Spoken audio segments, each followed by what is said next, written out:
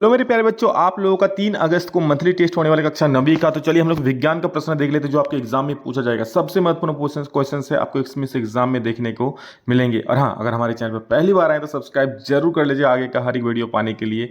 और डिस्क्रिप्शन में हमारा व्हाट्सएप चैनल का लिंक है, जल्दी से जुड़ जाइए।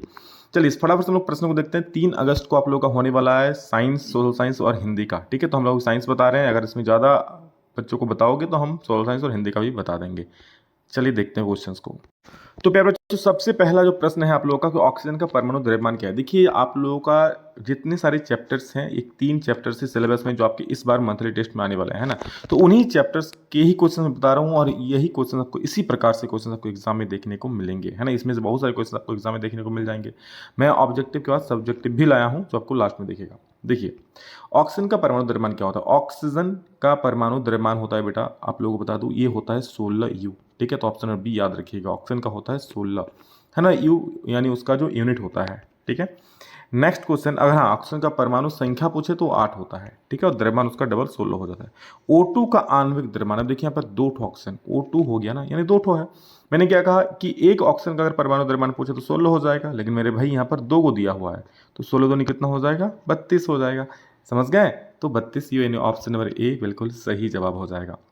प्यारे बच्चों, अगला प्रश्न है, निम्न में से कौन एक कोशिक जीव नहीं है। ठीक है, अमीबा, पैरामीशियम, क्लैमीडोमोनास, भैया नाम भी एकदम बम जैसा है, कि कवक। तो याद रखिएगा, अमीबा, पैरामीशियम और क्लैमीडोमोनास ये सभी एक कोशिकीय के जीव है। अमीबा तो है ही, आपको पहले से पता था। पैरामीशियम भी है और क्लैमीडोमोनास भी है। ठीक है, मतलब क्लैमीडोमोनास ये आपका जो है, ये आपका एक कोशिक जीव नहीं है। कवक जो है आपका बहुकोशिक जीव है।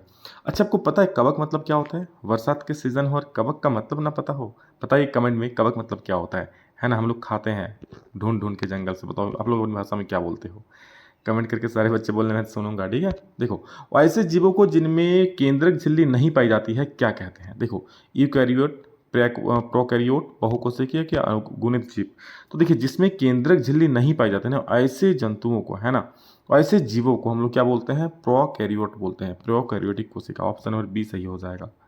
नेक्स्ट क्वेश्चन हम लोग का, CH4 का आणविक द्रव्यमान। देखिए CH4 यानी क्या क्या है, इसमें कार्बन है और 4 ठो हाइड्रोजन है। तो आपको कार्बन का द्रव्यमान पता होना। देखिए परमाणु द्रव्यमान से इस बार सवाल आपका समझ लीजिए छप गया है नहीं, 4 कुछ नहीं है, क्वेश्चन नंबर था मैंने हटा दिया है। ठीक है, तो अब देखिए कार्बन का जो होता है याद रखिए 12 होता है, कितना 12। और हाइड्रोजन का होता है 1, लेकिन हाइड्रोजन है 4 ठो, तो 4 गुने 1 यानी क्या होता है 12 और plus 4 that is equal to 12 और 4 16। ये दिख रहा है क्या, बिल्कुल सर ऑप्शन नंबर ए है कि नहीं। चलो, और हाँ अच्छा लग रहा है तो आप लोग लाइक करना भूल जाते हो, जल्दी से कर दीजिए। ठीक है, एक ये मैं होमवर्क देता हूँ, बहुत इंपॉर्टेंट है, आप लोग कमेंट में बोलना कि एवोगाड्रो स्थिरांक का मान क्या है, एवोगाड्रो संख्या कितना होता है। ठीक है, बहुत इंपॉर्टेंट है, आप लोग कहीं सर्च करो, जो भी आप पता है तो बोलो, लेकिन इसको कमेंट में जरूर लिखना। कॉपर का प्रतीक है, बताओ कॉपर का प्रतीक क्या हो जाएगा। ठीक है, कॉपर का प्रतीक हो जाएगा Cu, option number A. Next देखिए क्या है, निम्न में सोडियम क्लोराइड का सूत्र है। सोडियम, वही सोडियम क्लोराइड जिसके बिना आपका घर का जायका यानी खाना टेस्ट नहीं बनता है, वो होता है सोडियम क्लोराइड यानी NaCl, ऑप्शन नंबर ए। ठीक है, जिसको हम लोग साधारण नमक भी बोलते हैं, है कि नहीं। अगला प्रश्न है, तत्व चांदी का प्रतीक क्या होता है। चांदी का प्रतीक Ag होता है ना। प्रतीक याद रख लीजिएगा और आप लोगों को हम एक स्पेशल वीडियो में बता भी देंगे। ठीक है ना। हाँ देखिए अगला प्रश्न क्या है, एक समान वृत्तीय गति में क्या होता है। तो एक समान वृत्तीय गति जब होता है ना, तो चाल और वेग दोनों अचर रहते हैं। चाल और वेग दोनों चर रहते हैं, कि चाल चर और वेग अचर रहते हैं। देखिए यहाँ पर बिल्कुल ये सही बात है कि चाल जो मतलब एक चर रहता है और एक अचर रहता है ना। चर मतलब ऐसा जो चीज़ें बदल सकता है, और अचर मतलब जो वेरिएबल, मतलब वो बदलेगा नहीं। ठीक है, तो यहाँ पर चाल जो होगा चर हो जाएगा और वेग क्या हो जाएगा, अचर हो जाएगा। ठीक है, ऑप्शन नंबर सी बिल्कुल सही जवाब, याद रखिएगा। यानी चाल जो होता है बदल सकता है, बट वेग मतलब कांस्टेंट एक इसमें जाएगा। आगे देखिए, किसी वस्तु का विस्थापन शून्य है। ठीक है, क्या है, विस्थापन शून्य है तो उस वस्तु पर तय की दूरी। देखिए अगर विस्थापन शून्य है, अगर कोई वस्तु ऐसे गया ऐसे गया ऐसे गया ऐसे आ गया, यहाँ पर पहुंच गया, क्या इसने दूरी तय नहीं किया, बिल्कुल दूरी तय किया, लेकिन विस्थापन क्या शून्य है, तो दूरी क्या हो जाएगा, दूरी शून्य हो भी सकता है नहीं भी। अगर वस्तु यहीं पर स्टार्ट किया यहीं पर रुका हुआ है तो दूरी भी शून्य, विस्थापन भी शून्य। लेकिन ये दुनिया घूम घाम के आ गया भैया, यहाँ पर पहुंच गया, यानी शॉर्टेस्ट डिस्टेंस कितना है, सबसे कम दूरी पहला बिंदु और अंतिम बिंदु में 0।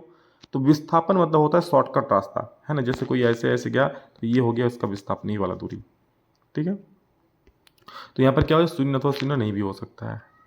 जंतु कोशिका के सबसे बाहरी घेरे को क्या कहते हैं? इसको बोलते हैं कोशिका झिल्ली, यानी ऑप्शन नंबर ए बिल्कुल सही हो जाएगा, है ना। इसको प्लाज्मा झिल्ली भी बोलते हैं हम लोग। दोस्तों अगला प्रश्न है, कोशिका में राइबोसोम की अनुपस्थिति में कौन सा कार्य संपादित नहीं होगा? यानी कोशिका में अगर राइबोसोम ना हो तो कौन सा कार्य नहीं होगा? तो याद रखिएगा, उत्सर्जन, कार्बोहाइड्रेट संश्लेषण, श्वसन नहीं होगा, या फिर आपका क्या है, प्रोटीन संश्लेषण। तो बिल्कुल प्रोटीन संश्लेषण नहीं होगा। अगला प्रश्न है, जल का आणविक द्रव्यमान। जल का सूत्र क्या होता है बताओ तो भैया जल का सूत्र होता है ना H2O।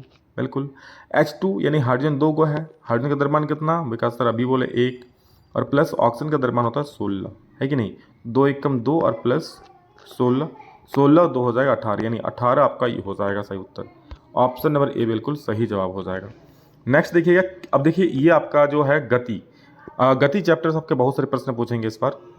किलोमीटर प्रति घंटे की चाल का मानक इकाई पद्धति में क्या है? मैं पहले ही बता दूं, एक भी प्रश्न मिस नहीं कीजिएगा दोस्तों, अगर छूटा तो भैया सब कुछ लूटा, है ना। और आपका और बाकी विषय का भी मैं अपलोड कर दूंगा, उसको भी जरूर देख लीजिएगा। और हाँ, चैनल को सब्सक्राइब नहीं किया तो कर लीजिएगा हर एक वीडियो को पाने के लिए, है ना।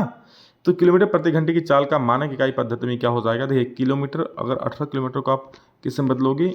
मानक में। तो 18 किलोमीटर प्रति घंटा है, तो याद रखिए जब भी किलोमीटर प्रति घंटा किलोमीटर पर आवर को मीटर पर सेकंड में बदलोगे तो उसको हम 5/18 से गुना करते हैं। क्या?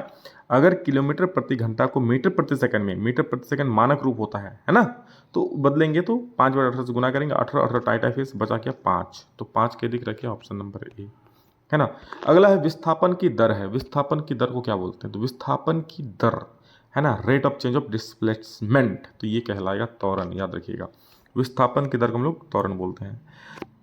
अगला प्रश्न है, अचर चाल से गतिशील वस्तु का दूरी समय ग्राफ क्या होता है? अचर चाल से दूरी गतिशील वस्तु का जो दूरी समय ग्राफ है वो एकदम अचर चाल है ना, चर नहीं है। चर मतलब बदल सकता है, अचर में बिल्कुल सरल रेखा हो जाएगा ऐसा।